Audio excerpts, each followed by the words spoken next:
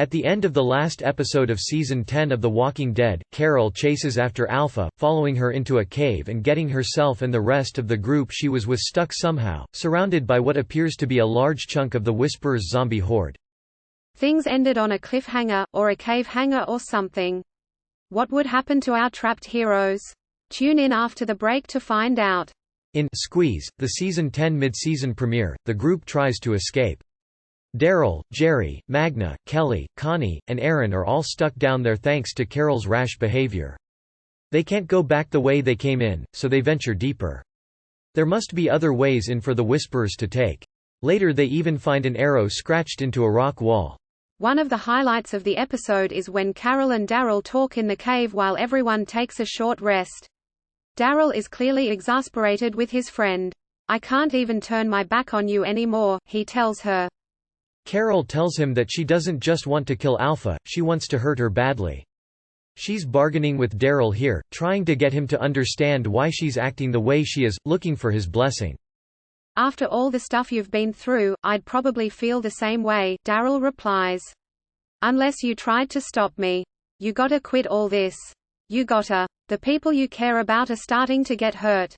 These scenes between our two longest surviving characters are some of the best in the show, and some of the best in a long, long time.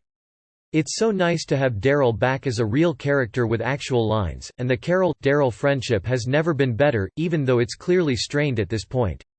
At least it's complicated and real. Please keep it as a friendship, AMC, and don't make it romantic. Pretty please. The whole cave scenario is kind of silly if you ask me, but it does create some good tense moments. When Whisperers appear out of nowhere, there's a tense, violent clash. Later, when they're trying to fit through a tight spot as zombies come after them on the other side, I was pretty sure they were going to kill Jerry. After all, The Walking Dead loves killing off its most likable characters. Carol proves to be a pain in more ways than one this episode. Not only did she get them into this mess rather recklessly, she also suffers from claustrophobia. Not ideal for navigating narrow tunnels and tight crevice. You can really feel the oppressiveness of the space in this episode, and that sense of dread as the darkness press down. Jerry, as always, helps lighten the mood a little. I'm glad he didn't become zombie food. The spelunking adventure ends with most of our heroes escaping, but not everyone. The caves are connected to ancient mine shafts in which they find old, and very unstable, dynamite. Up above they spy a shaft of light, a way out, though not an easy way and certainly not safe. They'll need to dig their way out, and also move some of the old timbers. It could collapse in on them at any minute. They dig their way out and are finally free of the cave when Daryl looks around and says, "Where's Carol?" He notices some of the dynamite is also missing. Once again, selfishly and stupidly, Carol has put everyone else's lives at risk. Daryl goes to find her. She's made her way back to the horde, which she apparently hopes to destroy in a massive dynamite-sparked collapse. After all, what could possibly go wrong? Quite a few things, it turns out. Carol has blatantly disregarded Daryl's request to include him, running off without a word. It's only because he follows her that she even survives. And even then, all she can think of is how Alpha killed Henry, not the safety of Daryl or any of her other travel companions. She grabs at the stick of dynamite and it falls off the ledge, down into the horde below where it explodes. And while this may indeed take out a large portion of the horde, it also starts to collapse the rest of the caves and the mine shaft where everyone else is trying desperately to escape. When Kelly gets out of the opening, she's immediately attacked by freaks, and there's yet another brutal clash with Kelly and Aaron making quick work of their attackers.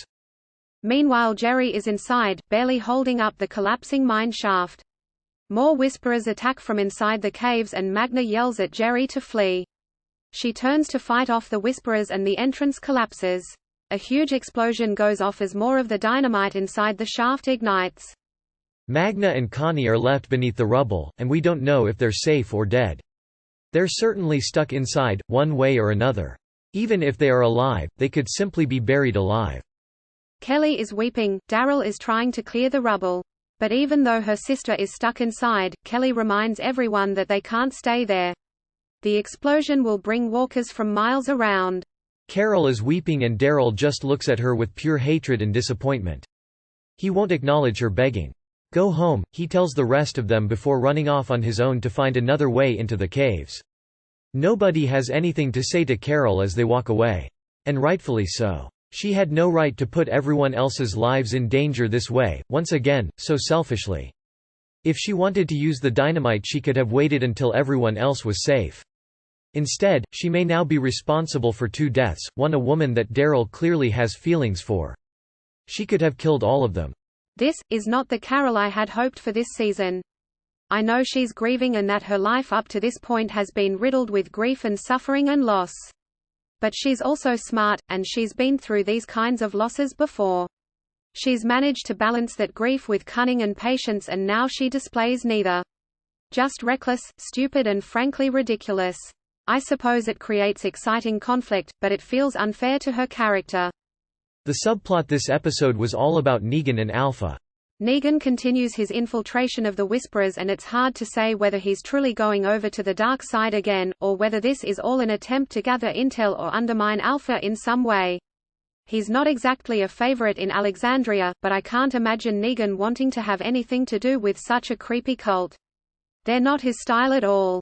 In any case, he tells Alpha he thinks Gamma is a spy, and while she doesn't believe him at first, when Gamma doesn't return and never showed up where she was supposed to, Alpha realizes he was right. She tells Beta to go find the turncoat and then takes Negan out into the woods. He talks the entire time, and when they get to where they're going and she tells him to turn around and take off all his clothes, he thinks it's the end of the line. Then she tells him to turn around, and there she is in her birthday suit also, though she's still wearing a zombie skin mask for some reason. She doesn't wear it around the camp all the time, but I guess this is how she gets down. "You're a crass man," she drawls. "I reckoned you'd appreciate a crass reward." "For what?" he asks. "The spy, Gamma," she replies. "It took courage to do what you did, and I want to express my gratitude in a way you can understand." "You just gonna leave that thing on?" he asks. "Does my true skin disturb you?" "Not at all," he says, grinning. "Weirdly the opposite." It's a funny, awkward, disturbing scene, and I love that they went there with these two. He rambles on until she cups his face in her hands and whispers, "Stop talking."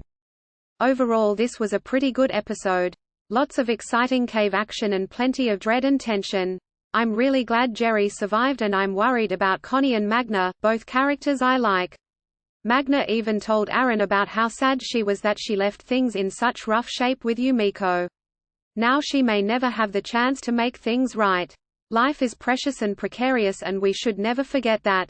The Negan, Alpha scenes, and especially that last one, were also quite good, though I'm just still having a hard time with the idea of Negan and Alpha as friends with benefits. I mean, honestly, Alpha is so inhuman and creepy. I have a hard time with the idea of her even having sex in the first place. I mean, I know she made Lydia, but that was before she went completely off the reservation.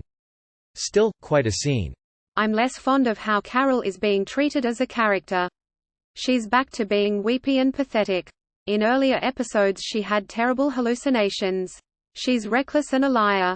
It's just disappointing. I'm still trying to decide if it's realistic. Random thoughts. That's all, folks. Let me know what you thought of the Season 10 mid-season premiere on Twitter or Facebook, and as always, thanks for stopping by. I'm also on Instagram and appreciate follows on any of these platforms as well as shares of this review. Much obliged.